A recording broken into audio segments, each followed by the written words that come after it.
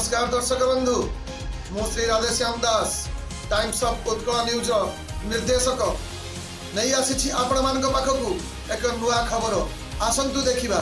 नमस्कार दर्शक बंधु यही जो दृश्य देखुंट ए हेउछि बालेश्वर जिला भगराई ब्लॉक अंतर्गत गछिदातेगरी पंचायत गछिदातेगरी रास्तार दृश्य।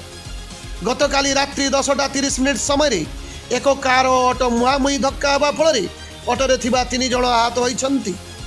OD 33N6773 नंबर कारटी चंदनेश्वर पटकू जाउथुवा बेले चंदनेश्वर पटू आसुथुवा एक ऑटो नंबर OD 01G9727 को धक्का देइथिला। ऑटोटी रास्ता तलकू ओलटी पड़िथिला। फल घटनास्थल में ऑटोरे थिबा 3 जण आहत होइथिले। सेमानंकु स्थानीय लोक माने 108 रे चिकित्सा पाई जलेश्वरपुर गोष्ठी स्वास्थ्य केन्द्र को पठाई।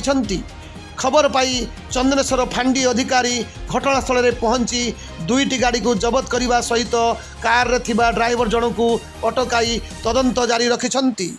भगराई block Chandaneswar Radheshyam Das report Times of Utkal.